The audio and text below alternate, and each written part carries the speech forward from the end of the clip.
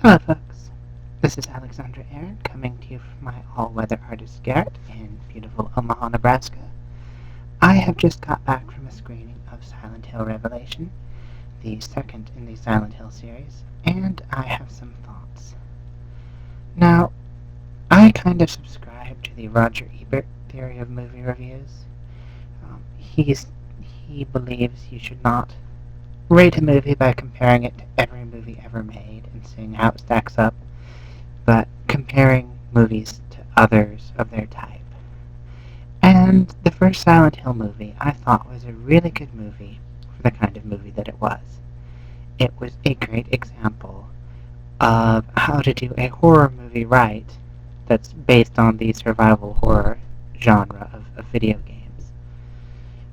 It wasn't an action-adventure movie. It wasn't a psycho-slasher movie. It was a movie of this genre that really came about only through the interactive medium of video games, where you're not just invested in the character, you're actually progressing through the experience yourself. I mean, there's a fictional character with a fictional name and a fictional backstory. But the games put you in their position, in their shoes, and so the kind of scare, the kind of horror, is a bit different than what you get in any kind of movie. And that's really hard to adapt.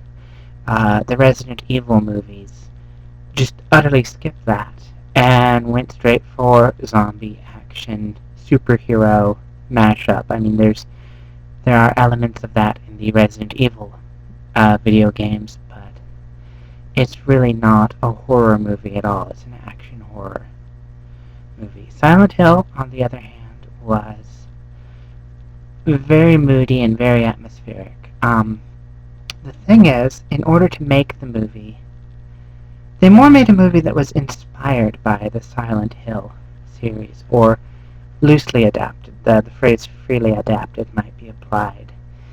The story had elements of the Silent Hill series story. A lot of images were used, and the themes were very similar. But they told a coherent story that stood on its own and really probably worked better than trying to take the story of the interactive branching story of the series and weave it into a single movie. The sequel went back to the video game and tried to more directly adapt it, which would be okay, except they also are trying to make it a direct sequel to the first movie, and in the process, they're taking what was a very coherent story and just making a mess of it. All of the horror in the first Silent Hill movie, every monster, every element of the cursed town in its darkened state, directly tied into the dream logic of Alessa's pain and her nightmares. The second movie just kind of flings the gates open wide. In the first movie, the creepy cultists weren't tied into the sort of apocalyptic Gnostic cults of the Silent Hill games. Instead, they were something a little more familiar to general audiences. They were just Christian fundamentalist doomsday type. They burned Alessa, the demon child with supernatural powers, who forms the supernatural MacGuffin. She's at the core of everything. They burned her as a witch because they thought she was a witch, and because they were fundamentalists who don't like witches. The second movie tries to tie this into the story of what I believe was the second Silent Hill game. I might have the series chronology wrong. It's been a while. But it's a man and his daughter, and there's these Gnostics who are trying to give birth to their god or resurrect their god. And the fundamentalist fanatics who were burning witches in the first movie have become the order of these Gnostics. At the end of the first movie, we saw the order being wiped out in their sanctuary, which was a church a big, big, big church. I mean, you looked at it and it was a church. When they said sanctuary, they were using that in the religious terms. But Alessa got inside and she wiped them out. It was her revenge. It was the culmination of the act that created the dark shadow world of Silent Hill around her.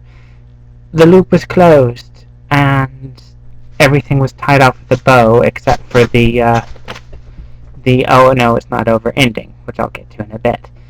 Um, in the second movie, and if you haven't seen the movie, if you saw the first movie and you haven't seen the second movie, this will sound like somebody's idea of a parody sequel, like when Hollywood gets a hold of something and just runs crazy with it.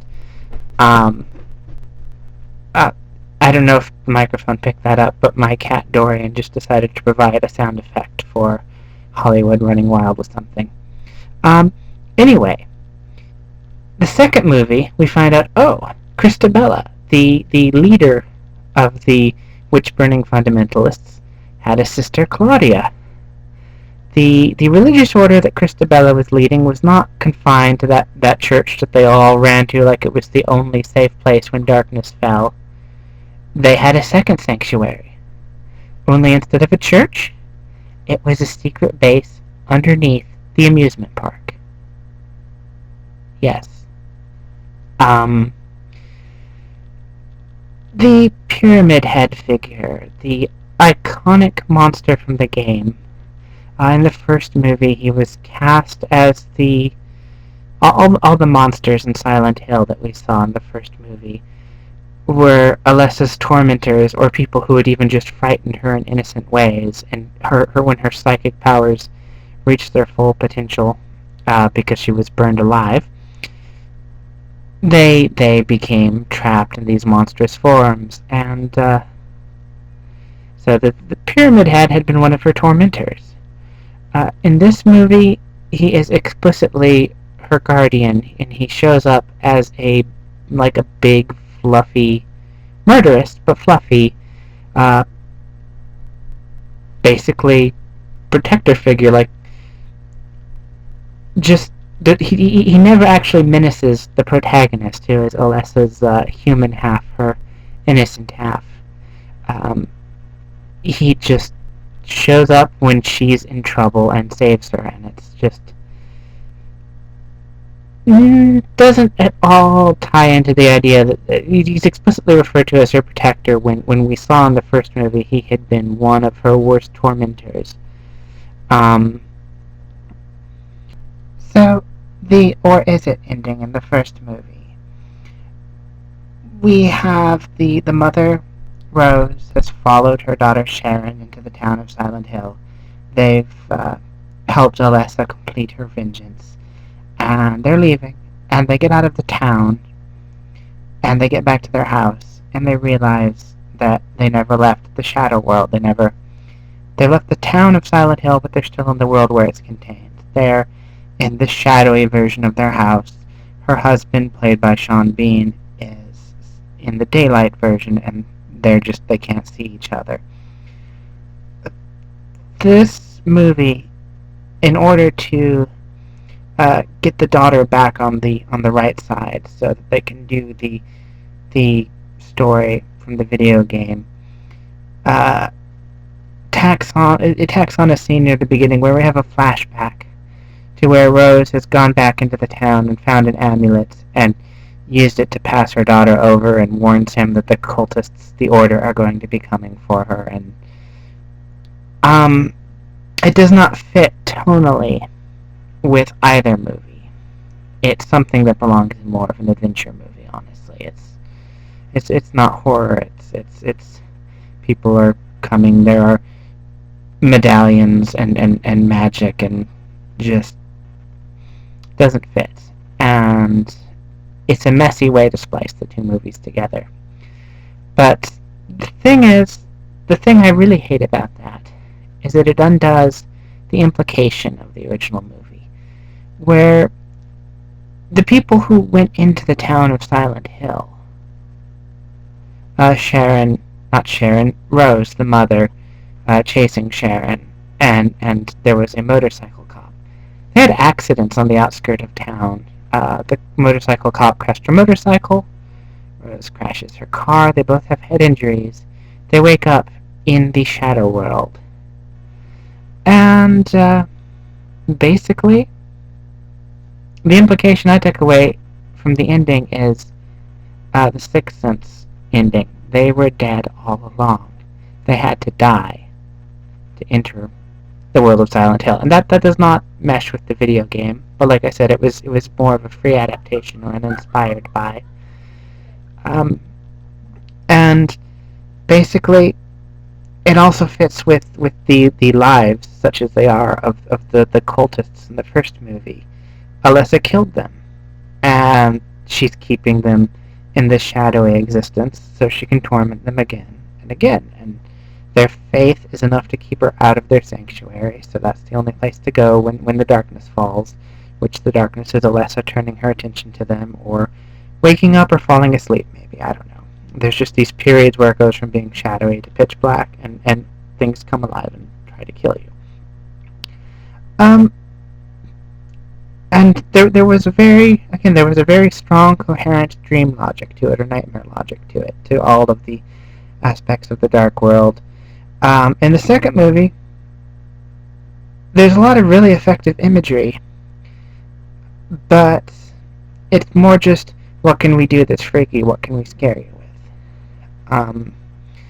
And far from being this huddling in their sanctuary, that the new branch of the Order, they're like going all over the place. Okay, at one point, the sympathetic, the secondary protagonist, the son of the new leader of the Order, who's helping the Sharon character, he's ordered to be taken to this asylum where apparently they take people who disagree with her leadership. The asylum is not part of the sanctuary. It's not protected from the darkness. So it has these twisted inmates, and there's a room where the jerky dancing nurses who were blind and respond to sound from the first movie, they take the kid in on a gurney. He's strapped down. They take him in, and it's like, are they leaving him for the nurses? Because the nurses are going to kill him as soon as he makes a sound. Or were they expecting to get to the asylum when the world of Silent Hill was not drenched in darkness, and so the nurses... It seems like they're expecting the nurses to be there. One of them has a cattle prod, and they're trying to keep the nurses off of them, the henchmen are, while they're positioning this kid who... she's not putting him there for his own good, but she's doing this as an alternative to killing him. She says, send him to the asylum so his mind can be fixed. So it doesn't seem like she was ordering him to be left to be killed by demon-deformed nurses. And just nothing about the scene makes sense. I mean, the Order thugs are clearly expecting the nurses, but they're also clearly very unprepared for them. One of them almost immediately they're standing there fending them off with a cattle prod instead of leaving. And these, if you haven't seen the movie, these nurses are like a video game monster. They're a puzzle. They're a living puzzle, because they respond to sound. They're frozen in these grotesque, twisted positions, and when something makes a sound, they grope with their needles or scalpels or whatever they're holding in the direction of it and hope that they hit it. So they can't chase you. Once you're out of their extremely limited sensory range, you're gone. So nothing about the scene makes sense. They're leaving the kid there to die, even though that was very explicitly not what they were supposed to be doing. They stay there and try to, chastise the nurses with a cattle prod, and then one of them gets stabbed and falls and gets stabbed through his goggle, so it's going into his eye, into his brain. He's probably dead at this point. And the other one is out of the fray, and he goes in to try to drag him off. and just nothing about it makes sense. It's a scene that is there for the scary imagery. And there's a lot of that in this. I'm not saying the first movie didn't revel in the scary imagery, but it all made a kind of sense. Uh, and then the climax of the movie is an even bigger mess than this. At the end, our protagonist Sharon goes to the amusement park, and Pyramid Head is there cranking a carousel for some reason. He's chained up for some reason. He's been free to move about the entire movie, but now he's chained up. Did the Order catch him and chain him? Alessa is the one with the reality-altering powers. Why would she chain up her own protector? But Alessa is there, and she challenges Sharon. And her motivation in the first movie was pretty clear. Rage is basically the only thing she's feeling, and she needs to get into the sanctuary and destroy the Order. I can't even remember if they called them the Order in the first movie, but that's the name that's stuck in my head now. She needs to get in and destroy them, and to that end, she brings in human cat's paws and uses them as a Trojan horse, and just rains bloody vengeance, and yeah. In this, she confronts Sharon when she appears in the amusement park, and her motivation, first she kind of chastises her for not doing what she wanted when she sent her out in the world, which was just to live her life and be human and have a life and dreams and run free and all that. Then she tells her she's not welcome there, and then she tries to kill her. And it's like, we went from, why aren't you out in the world, to, I don't want you here, to, I'm going to reabsorb you into myself. And then they have a hug fight. I mean, really, this is how they represent the battle of wills between Alessa and Sharon. And throughout the movie, there had been hints that Sharon can tap into the same reality-bending power that Alessa can, which only makes perfect sense. But since she is a fraction of Alessa's soul, but there's very little sense that that's happening here. They hug each other, and there are some playing around with their voices and their looks superimposing over each other. There's not a sense that Alessa is losing or Sharon is winning, but suddenly Alessa explodes into fire and ash, and at that point, I honestly couldn't tell, and then the fire and ash goes into Sharon, and I couldn't tell if that was Alessa winning or losing. And in a better movie, it would have been both. Neither one would have destroyed each other. I mean, I think this might have been what they were going for. Neither one destroyed each other. They're just back together. But it was presented as if it was supposed to be an epic struggle of wills, and it really wasn't. And then she goes down into she descends into the underworld, and it's a very, very, very interesting visual, but one that makes no sense given that the sanctuary is supposed to be mundane.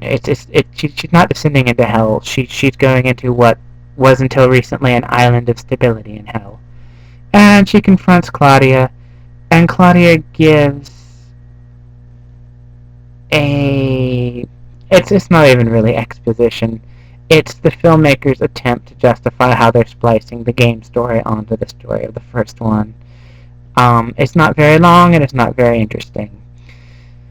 And they need this amulet, this talisman that Sharon has assembled the two halves of, just like her and Alessa, and it's supposed to be symbolic, but it's really not.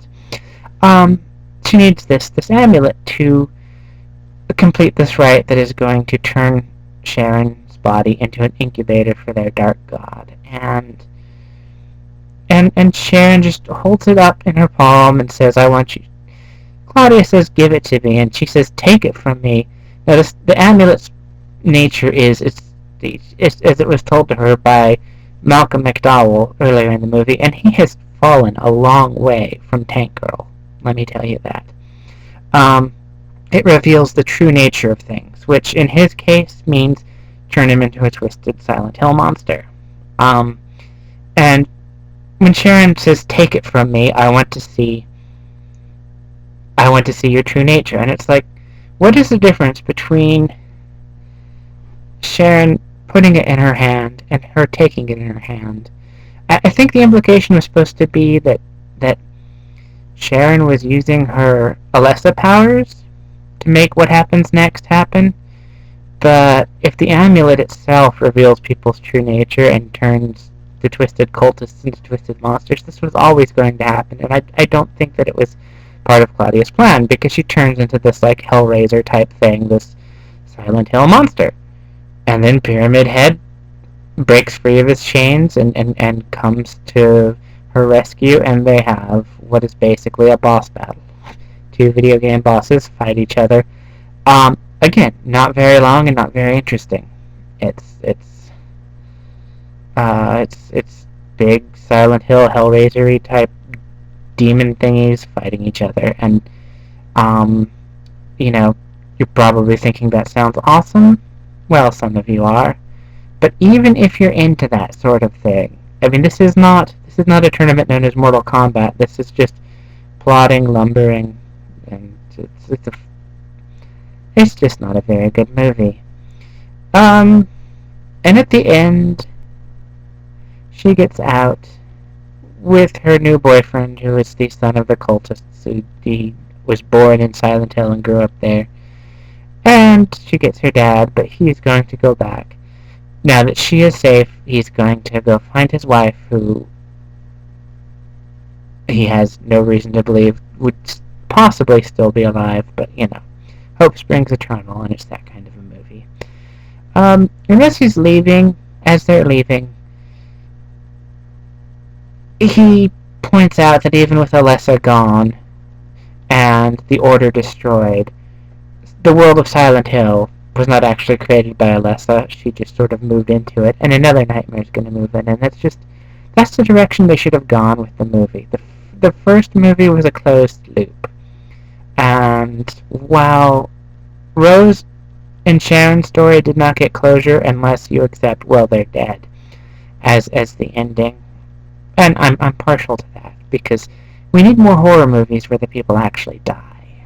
I don't need people to die in every movie, but it's not horror if it's not possible for the protagonists to fail or die or not get out. It has to be possible. There has to be the risk, and for that to happen, sometimes the heroes have to die. But I digress, pretty much constantly. My point is that they should have accepted the first movie as over, had this order, this Gnostic apocalyptic sect that's trying to create their demon god, just move in. Maybe have them trying to resurrect Alessa, or dredge her back up now that she's destroyed her enemies and has sunk into slumber.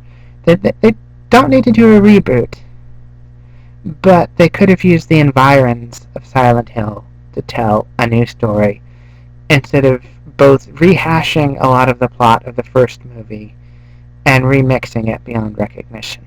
It's just a mess of a movie. The imagery is good. The acting, I don't know. I don't know if the acting was terrible or the writing was terrible. There was a lot of dialogue that sounded like it was something that somebody, if Sean Bean had been doing a Saturday Night Live movie, and a Saturday Night Live sketch about the Silent Hill movies, the dialogue would have fit in there. Not that it was wisecracking, but the kind of overly broad, really on the nose stuff that you do to establish what you're making a parody of in a comedy sketch. That's what the dialogue was like. And I was also really distracted. The teenage male lead. I don't know who played him, and I can't even remember the character's name. Vincent, possibly, although that name is stuck in my head for other reasons right now. But granted, it was a plot point that he was literally from another world and had never lived a day in the real world. But I was very distracted in his initial appearance. he looked like a time-warped Corey Feldman from the 80s.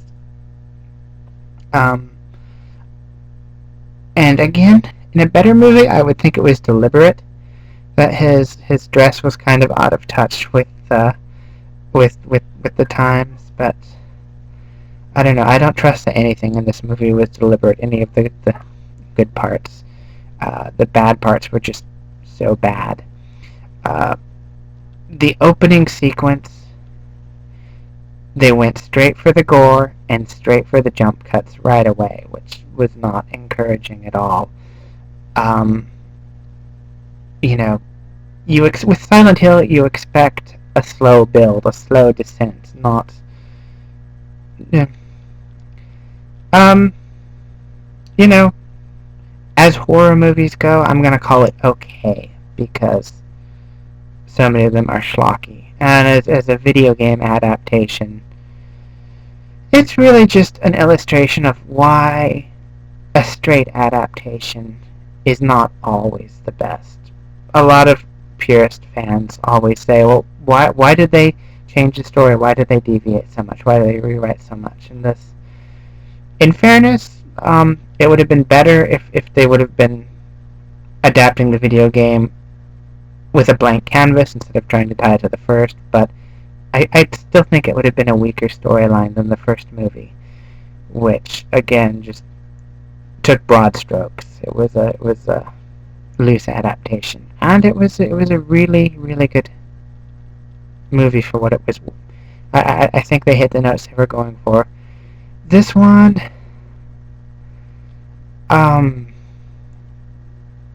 it's like a sci-fi original movie that is the third sequel to something that where the second sequel bombed out of the theaters, and they somehow got some of the original cast back.